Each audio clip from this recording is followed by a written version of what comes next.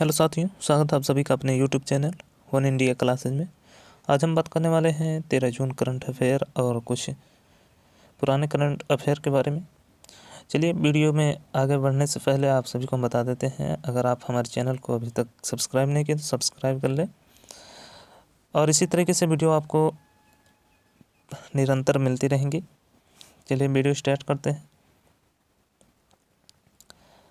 एक बार देख लेते हैं। इसे पटियाला करेगा इंडियन ग्रांड प्रिक्स 4 की मेज़बानी। दूसरा क्या है, केंद्रीय शिक्षा मंत्री के द्वारा जारी की गई AISHE 2019-20 रिपोर्ट।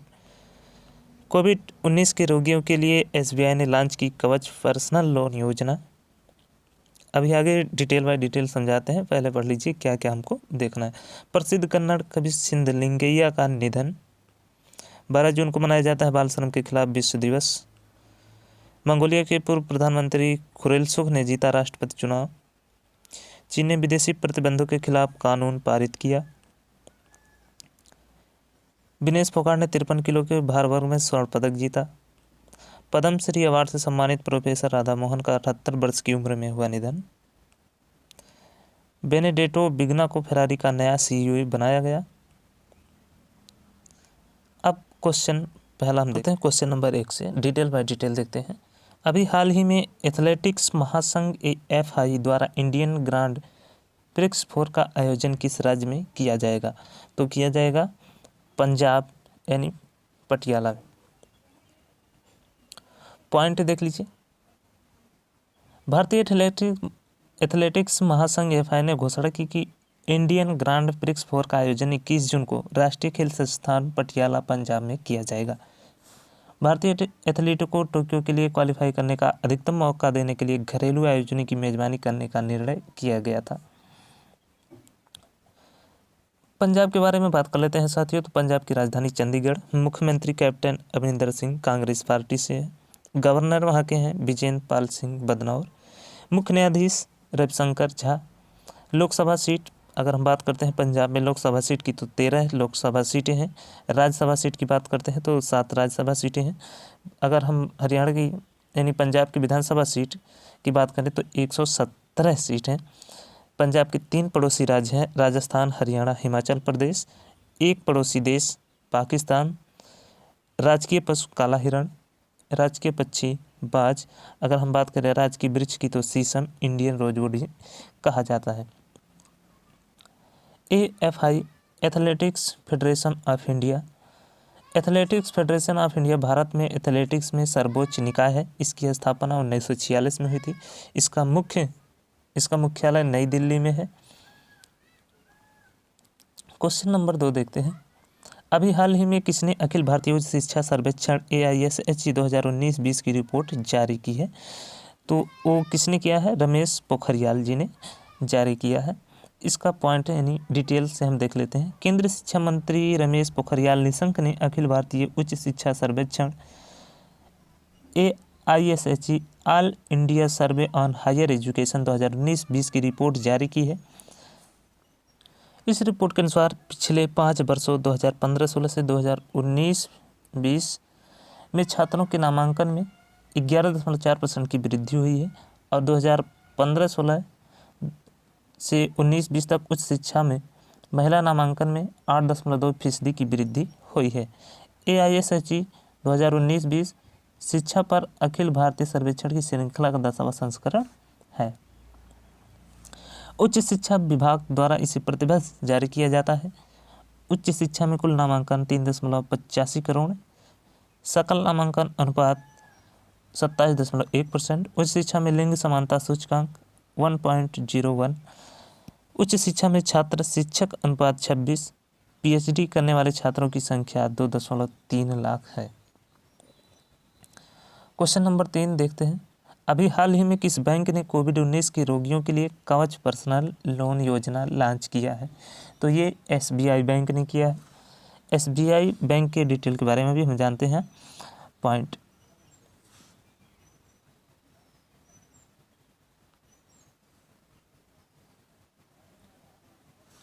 भारतीय स्टेट बैंक के SBI ने अपने ग्राहकों को कोविड-19 के उपचार के लिए स्वयं और परिवार के सदस्यों की चिकित्सा खर्चों को पूरा करने में सक्षम बनाने के लिए कोलेट्रल फ्री कवच व्यक्तिगत ऋण योजना को लॉन्च किया है। इस योजना के तहत ग्राहक 60 महीने के लिए 8.5% ब्याज की दर पर रुपये 5 लाख तक का ऋण बैंक से प्राप्त कर सकते हैं, जिसमें 3 महीने की मोहलत शामिल है। यह ऋण योजना भारतीय रिजर्व बैंक के कोविड राहत उपायों के अनुसार बैंकों द्वारा बनाई जा रही कोविड ऋण पुस्तिका का भी हिस्सा होगी। एसबीआई बैंक के अध्यक्ष दिनेश कुमार खारा एसबीआई बैंक के अध्यक्ष जो दिनेश कुमार खारा जी हैं, मुख्यालय इसका मुंबई में है। एसबीआई बैंक की स्थापना 1 जुलाई 1955 में हुई थी। बढ़ता क्वेश्चन नंबर अगले। अभी हाल ही में किस देश के पूर्व प्रधानमंत्री खुरेलसुख राष्ट्रपति बने हैं? ये मंगोलिया के बने हैं। बात कर लेते हैं। मंगोलिया के पूर्व प्रधानमंत्री उखना खुरेलसुख देश के छठे लोकतांत्रिक रूप से निर्वाचित राष्ट्रपति बने हैं, जिसने सत्तारूढ़ मंगोलिया पीपुल्स पार्टी एमपीपी की सत्ता को एक शानदार जीत के साथ और मजबूत किया है। साथ ही बात कर लें, मंगोलिया पूर्व और मध्य एशिया में एक भूमि से घिरा लैंडलॉक्ड देश है।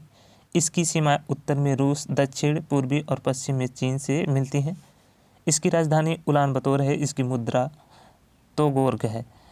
अगर हम इसमें देखें मानचित्र में, तो मंगोलिया आप सभी को यहाँ दिखाई दे रहा है।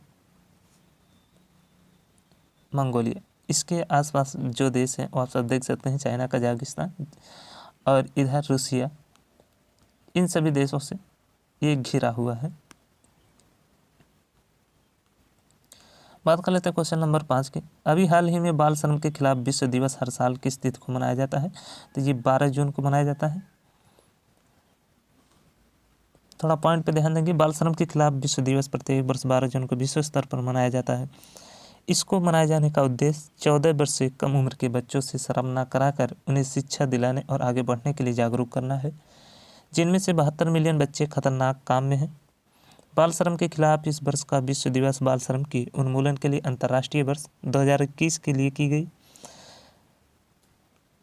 2021 का theme act now and child labour है। बाल श्रम के सबसे बुरे रूपों पर आईएलओ के कन्वेंशन नंबर 182 के सार्वभौमिक अनुसमर्थन के बाद से यह पहला विश्व दिवस है।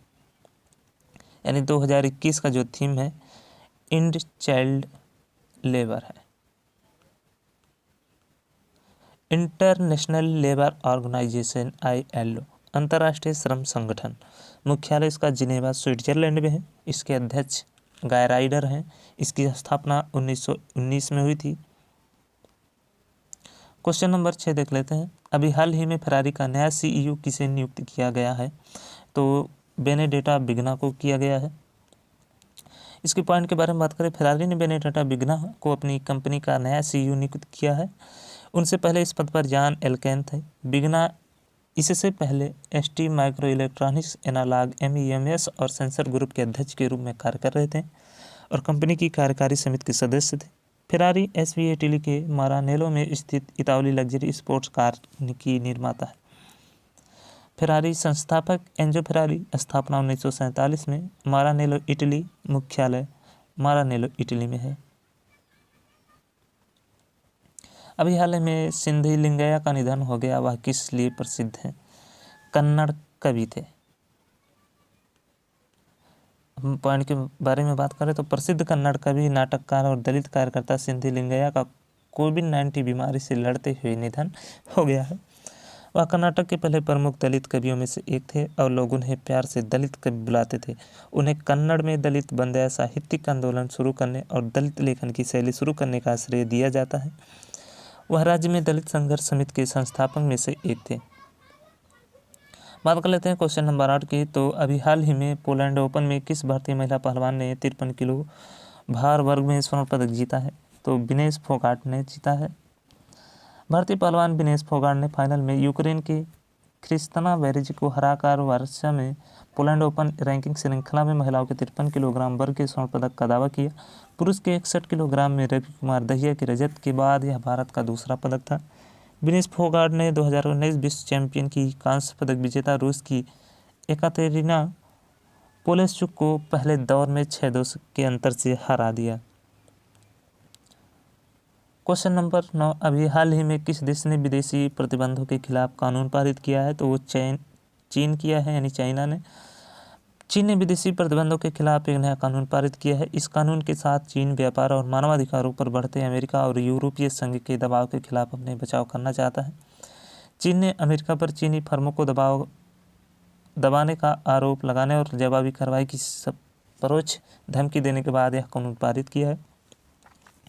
यह अमेरिका राष्ट्रपति जो बाइडेन द्वारा कंपनियों की एक ब्लैक लिस्ट का विस्तार करने के बाद यह किया गया था, जिसमें अमेरिकियों को निवेश करने से रोक दिया गया था।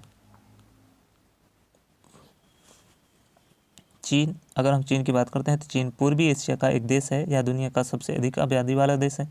यह दुनिया का तीसरा या चौथा सबसे बड़ा देश है। इसकी राजधानी जो है बीजिंग है। इसकी मुद्रा युआन है। प्रधानमंत्री श्री ली कीयांग हैं। चीन के राष्ट्रपति शी जिनपिंग हैं। उपराष्ट्रपति वांग किशन हैं। अभी हाल ही में पद्मश्री अवार्ड से सम्मानित किस पर्यावरणविद एवं ओडिशा के पूर्व सूचना आयुक्त का 78 वर्ष की उम्र में निधन हो गया है? तो वो थे प्रोफेसर राधा मोहन। पद्मश्री से सम्मानित प्रसिद्ध अर्थशास्त्री और पर्यावरणविद प्रोफेसर राधा मोहन जी का ओडिशा के भुवनेश्वर में निधन हो गया है। वह ओडिशा के पूर्व सूचना आयुक्त थे और उन्होंने ओडिशा के विभिन्न कॉलेजों में अर्थशास्त्र के व्याख्यात के रूप में भी काम किया था। उन्हें अपनी बेटी साबरमती के साथ कृषि क्षेत्र में उनके योगदान के लिए 2020 में देश के चौथे सर्वोच्च नागरिक सम्मान पद्मश्री से सम्मानित किया गया।